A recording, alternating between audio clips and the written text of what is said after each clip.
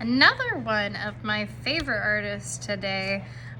She's probably up in the top 10s here. This is Faith Ringgold from Women in Art Today. Faith Ringgold is a painter, fiber artist, educator, and activist. And she was born in 1930, and at least during the printing of this book, she was still alive. I believe she still is. Faith Ringgold was born in 1930 in Harlem. She loved growing up there and recalls that her childhood was filled with art. Her mother was a fashion designer and seamstress, and Faith was always dreaming and making things. She enrolled in the City College of New York and graduated with a degree in art in 1955. While teaching art in the city, she completed her master's degree in 1959. In the late 1960s and 1970s, Faith became a leader in the movement to have more Black and female artists featured in New York's contemporary museums. Women made up only 2% of the Whitney Museum's prestigious annual show. The Whitney Annual, which became the Biannual in 1973, showed contemporary artists and, like the Paris salons of the early 20th century, being featured there could make an artist's career. Faith turned her focus to the women's issue and helped to organize a protest to demand more representation. When considering what the protest demanded,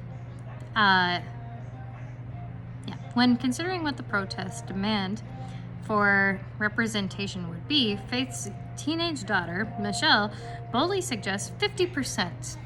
Faith and a group of women took this to the streets in New York to protest, armed with whistles, signs, and painted eggs. And at the next Whitney show, 20% of artists represented were female. Progress has started, and finally in 2010, nearly 40 years later, the Whitney Biennial would feature a majority of women. In 1973, Faith quit teaching to focus entirely on making art.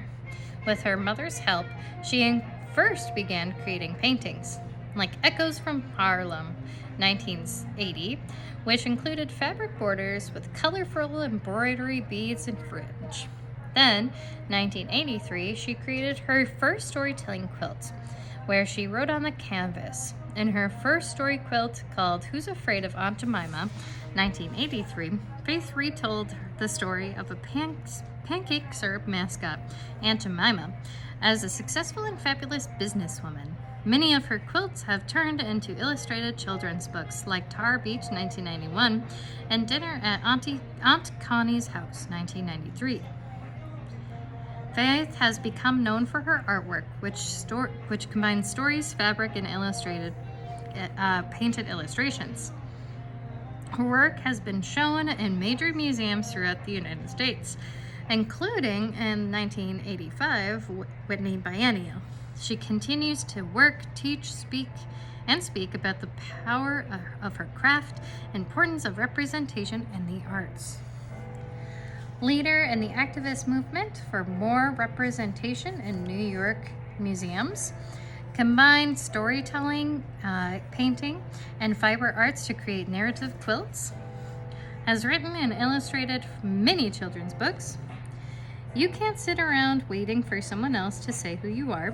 You need to write it and paint it and do it. That's where the art comes from. It's a visual image of who you are. That's the power of being an artist. From Faith Ringgold.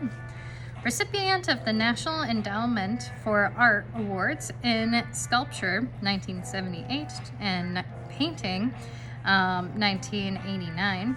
Her paintings with fabric borders were inspired by Tibetan thangkas. Her wilt doll was 7 feet and 3 inches tall.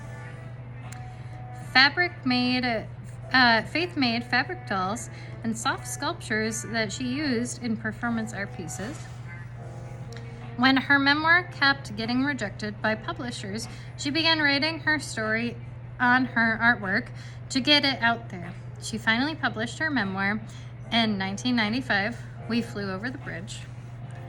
In 1971, she co-funded a group for African American artists called Where We At. Hope you all learned something today. Bye, friends.